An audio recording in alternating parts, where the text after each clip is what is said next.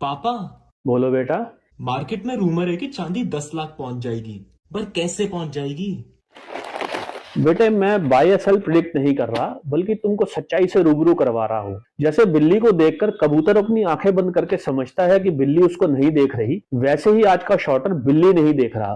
देखो बेटा, अगर तुम सोचते हो कि चांदी की कीमत आज सिर्फ $103 प्रति औंस है, तो जरा रुको, दोबारा सोचो। ये कीमत सिर्फ कागजों में है, असली दुनिया में नहीं। जब आप फिजिकल चांदी खरीदने जाते हैं तो सच्चाई सामने आती है। जापान में, चाइना में, यूएई में चांदी लगभग $130 प्रति औंस है। यानी पेपर प्राइस और रियल सिल्वर प्राइस में कीमत में 30% तक का फर्क है। अब सवाल यह है कि इतना बड़ा फर्क आखिर क्यों है।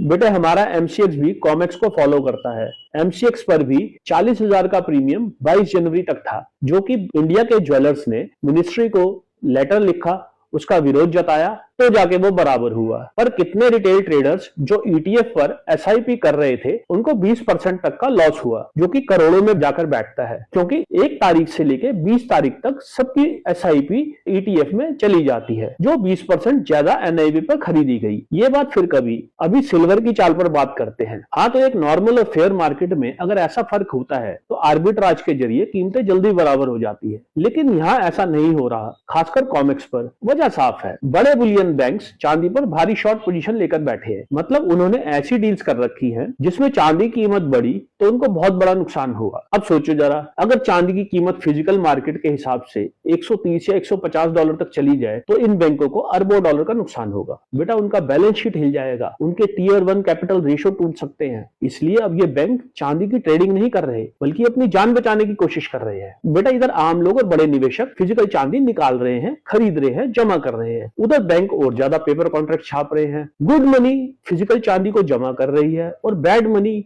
जो है वो कागजी सौदे में लगी हुई है, और ये कागजी सौदे बाजार को भटकाने का काम कर रहे हैं। लेकिन ये खेल ज्यादा दिन नहीं चल सकता। जैसे जैसे वॉल्ट में रखी असली चांदी कम होती जाएगी, वैसे वैसे डिलीवरी का दबाव बढ़ेगा। एक समय ऐसा आएगा जब रजिस्टर्ड इन्वेंट्री बहुत नीचे चली जाएगी, तब पेपर प्राइस का कोई मतलब ही नहीं रह जाएगा। उस दिन कीमतें सीधा असली फिजिकल रेट्स पर आ जाएंगी। ये सिर्फ मैनिपुलेशन की कहानी है। ये बड़ी एक